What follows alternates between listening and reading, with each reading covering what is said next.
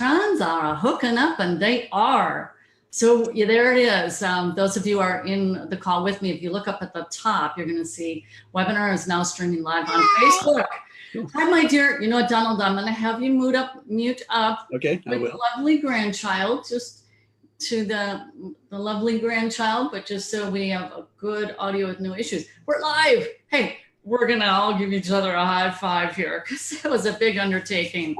All righty. Good afternoon, everybody. This is Ann Seek. Welcome to the Voice of E-Commerce, which is the broadcasting arm of the E-Commerce Business School. And our goal here is to display to the public that we're real people who have a go-giving community that supports and empowers each other. So we're thrilled to have you here. And we're going to help take your business to the next level with this edition of the Voice of E-Commerce. All right, now let me advise you, go ahead and write in add me in the comments section below so that you can be notified of future broadcasts, which you're definitely going to want to do because this is a 4-part series with a group of our members who are developing their own e-commerce store, and several of them are using the print on-demand supply method. Now, as a part of setting up their store, they had to answer 3 fundamental questions. So if you're watching this and wondering what it takes to build a store, well, you have to understand it all begins with marketing.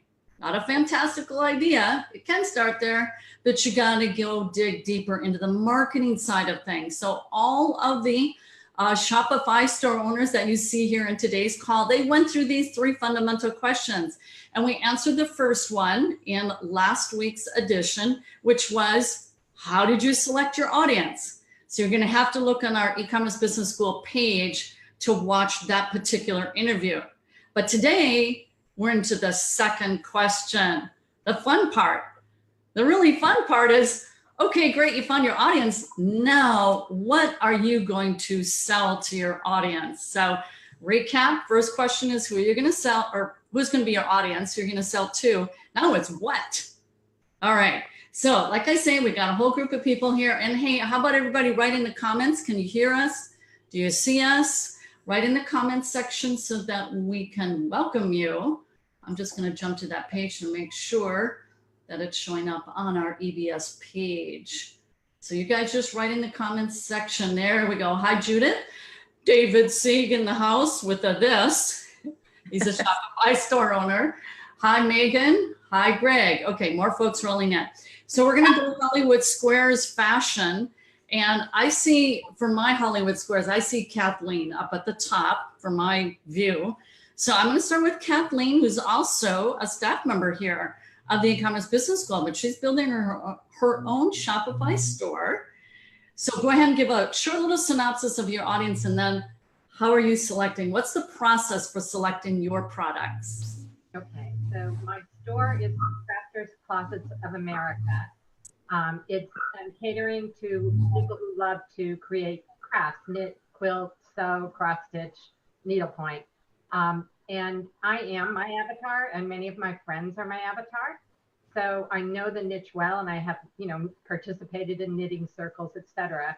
So I kind of did a combination of watching online what products I'm seeing, the t-shirts and the mugs and things like that in my niche, but also paying attention to what I buy, my friends buy, mom would buy, people do art. Pardon me for a second, Kathleen. How about Dawn and John mute? Because there is some weird feedback thing going on, and maybe we'll be able to get rid of. Thank you. Okay, back to you, Kathleen. Sorry. So with some of my crafting friends, I've painted wine glasses and coffee mugs. We all carry totes because we have our projects in them. So, and we love the t-shirts and hoodies. We wear them, and there's so many fun memes, etc. So I'm starting with state-specific designs for my store, but it's such a broad market that I've changed my tagline to state-specific and more, gifts and apparel for the craft art in you. And so right now I've got mugs and t-shirts and tote bags, and I'm just adding products and getting the store going. Cool. So what I'm hearing is because you are the avatar, you know exactly what is used by your audience. So it's very natural for you to think of what kind of products to sell, correct? That's correct. Okay, awesome. So mugs, t-shirts, tote bags. I was a knitter when I was a child. I'm not knitting now, but I can relate in that context. And yeah, you do need a tote bag, especially if you do it in a social environment and you meet with your fellow knitters, right? Yeah, absolutely. And I'll probably put aprons and beach towels and all kinds of things, wall art and stuff like that as well. And journals. Cool. And journals. Love that. Cool. And you seem very excited about your brand and serving your audience. I'm having fun with it and creating a Facebook page. And we're starting a virtual knitting circle this Thursday night. Oh, I like that. Very cool. Thank you. Awesome. So Hollywood Squares Fashion, Dawn, you're next. And I just want to let folks know, hi there, Larry. Hi, Maureen. Judith and Sharon say, looking good, sounding good. So on over to you, Dawn. I'm not really sure what more I could say than Kathleen did. I think we're done. No, I'm kidding. Is that good? We actually are doing a store around softball. To say that my family is, my married into family is a softball family is an understatement. Live, breathe, eat, softball, repeat. That's pretty much life every weekend. Travel, they have, competitions, they have friendlies, and one of the oldest niece actually is being scouted by colleges right now. So it's pretty exciting. So we kind of the same, know the avatar. And it's kind of cool to be able to ask, brother and sister, like, hey, what do you think about this? Right. Would your friends, think this is cute? So that's actually been really, really helpful to be that involved in that niche already. As far as products, oh my goodness. There's softball shirts are, the best. We're doing blankets, actually, watches, because softballs are round. So what better to put on a watch than a softball, right? I would agree, yeah. We're actually doing a lot of, I guess you could call it categories of, we're doing things like by the numbers. We're doing things so different products for somebody who is number one, or if they're a pitcher, we're kind of putting them together like that so they don't have to navigate the entire site to find something for them. Grandmas, grandpas, moms, mugs, shirts, blankets, journals, because, coaches got to write things down. They have to keep stats and whatnot, right? Yeah.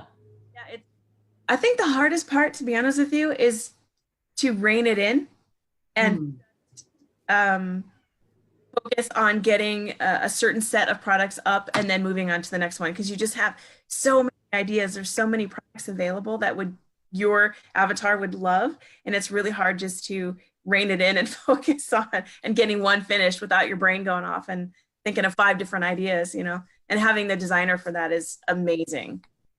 Awesome. That is fascinating. My biggest takeaway from what you shared is I love how in your family dynamics, this is actually kind of strengthening your family, because there is this shared passion for this sport. And that's really cool to hear that. Also, you can just ask these fellow family members, hey, what do you think of this? You can get proof of concept pretty quickly. Yeah, we were actually going to start a store around first responders, but then decided that softball for us would be better as far as we could help them as well. When they get the word out for us and they refer people to our site, we can share our store with them. And we wanted, they had 3 kids in softball. They have nothing. They have no money left for anything else. Yeah. So we wanted to kind of make it a family thing and build our business and help them at the same time. So that's why we decided to go with softball. Awesome. I love it. I think that's very exciting. Keep us abreast. We're probably going to loop back and find out people's progress. I hope so. Down the road. Yeah, absolutely. The Ballback clan is in the house. There's one more family member who's involved. So we have John and Dave, which is a father-son, and Kathy is the mom, who's also business partners with them. So take it away, Ballback family. You serve a unique audience. Give a little quick nutshell on that, and then how you went ahead and selected products. Thank you. Thank you, Ann. I'll start off with Dave. Our store is around foster parents and adoptive parents that have children with sensory processing issues. So we have basically two needs that we looked at when we pulled the store together. One is handling the needs of the child, and the other one is with print on demand, building a family unit together. So Dave, if you want to elaborate some on that. Sure. Yeah, we started when we started. We knew that we had the sensory processing niche that we wanted to do, especially with children with a trauma history through foster care and adoption. So we started looking at, just searching Google Trends and searching Amazon and finding the different products that were helpful and useful for them. So we didn't start with print on demand, that came later. And we started with the weighted blanket, which you see a couple behind me over here. And we actually have 3 different people that we work with to provide those, and doing pretty well with those. And then we started looking at other products as well. Well, actually started off looking at other products as well. So we came up with the body sock and the brush. You see a little brush behind me that helps calm children down. And then the snowballs. The snowballs are an interesting one because my children were actually using them in therapy to help them when they're wound up. It does help them calm down, actually. It's kind of an interesting thing, and it's safe for any room to use. So we added them in as well. But by far the weighted blankets is the one that we started off with, the one that is doing the best, is the most popular that we found through Google Trends and through Amazon searches. And it was new to me when we started. I knew, my wife was more understanding of sensory processing disorder and what would help. And I had to kind of catch up there. So now I understand a little bit more about how the weight of the blanket helps calm a child, and the stretchiness of the body sock will help calm some children. And so we went from there. And then we added in the print on demand products, and we kind of went with two different lines of that: the Celebrate Adoption and Family, and then also the sensory processing. So we have 2 different lines or types of shirts that we're designing, and I'm very excited because we just added some personalized shirts on, and we hope to do pretty well with those. I think our niche will do pretty well with the personalized shirts. I'm going to just make a general observation that's to hopefully benefit those who are watching. What I love about this is, for what you've all shared thus far, we're going to get to Robert and Donald next, is that you are helping to reinforce the identity of the person who has a particular passion. And with John and Dave, there's an emotional, mental support that's woven into that, because there are unique challenges for parents who are raising children with sensory issues. And so it's really cool to see that this is, like we said, you're choosing an audience to serve. That's what we do, is we're serving. We're a service provider. And so it's being very mindful and thoughtful towards our end customer and affecting their lives for the better. So I love that as a takeaway. I'll just vouch for those weighted blankets. I've had that on my lap at one of the training workshops with Dave, John, and Kathy, and it's totally awesome, and I get it. I always like to have a blanket on me no matter how hot it is. I like the weight of a blanket. So cool. Donald, let me ask you, I've got Robert sitting smack dab in my Hollywood Squares, but are you a little bit pressed for time? I know you have your little one. If you want to go first, you're doing okay? Okay, then I'm going to jump to Robert. He's smack dab in my Hollywood Squares. Robert is a member of our e-commerce business school staff. Started Shopify at the wee age of 13. So now you have 5 or 6 Shopify stores. So why don't you share a little background, a little tight description of your niche audience, and then how you chose your products. Awesome. So the niche that I'm going to talk about today is veganism, and my store is Plantcato.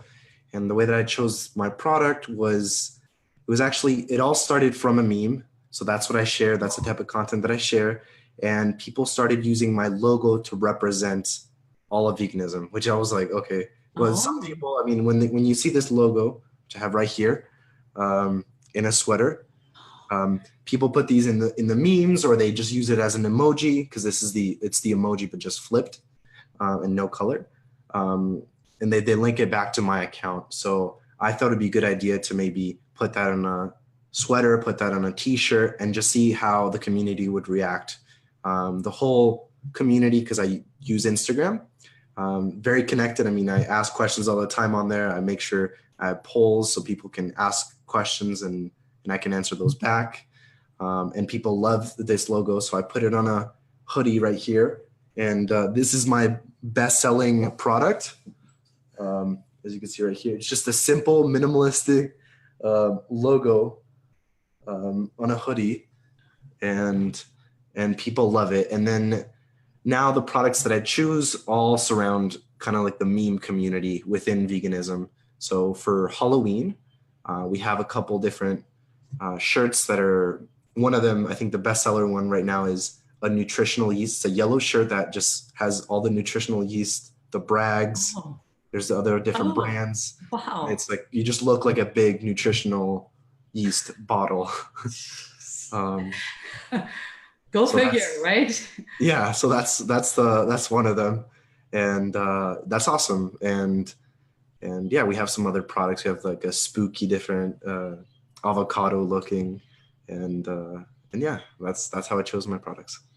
All right, so I want to reflect on that. This is a clear case where the product was developed and evolved out of your following as you were engaged in interacting with them. The avocado, I've seen that logo.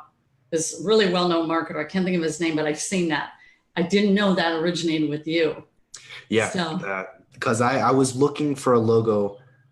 It all started, my account started as vegan meme, and then it had some other word, but I thought that was too broad. I didn't like that. I changed it to Plantcado, like a plant avocado, like a lot of people like avocados. Yeah. I was looking for a logo. What I did was I flipped the emoji, I took out all the colors, and I made it so it looks like it was scribbled.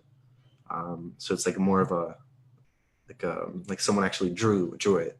And then people loved it, so I'm glad, and yeah, that's how it originated. So, by the way, as an aside, Robert has trained in our Print on Demand Mastermind group on Instagram. He has 1 million followers on one of his Instagram accounts. So you can do some big things here, folks. It gets pretty exciting. Donald, thank you, Robert. Appreciate you. Donald, you're in a really fun, unique niche. Why don't you give a little snapshot of that, and then what the products are that you sell? Yep, the niche I'm involved in is around camping. So I do camping with a twist of what we call OHV camping with motorcycles and ATVs. We like to not just sit around the campfire, but we like to go out and ride and have a lot of fun. And so the products that I chose around this product are a lot of apparel, like t-shirts, hats, aprons, because we're cooking in the kitchen and stuff. We're making things. And then also, your cups, your mugs, and placemats, things like that, tablecloths. So those are all the print on demand. That I also do a lot of drop ship type products too. A lot of games, a lot of covers for the ATVs, a lot of camping, motorhome accessories. And so those are the type of things I'm focusing on. But I'm going to kind of, emphasize what Don said is every time we get on another conference call with somebody, we learn a new method, and boy, we're shooting off in another direction. So it's really hard to reel it down and to get one thing finished before you start the next. It is.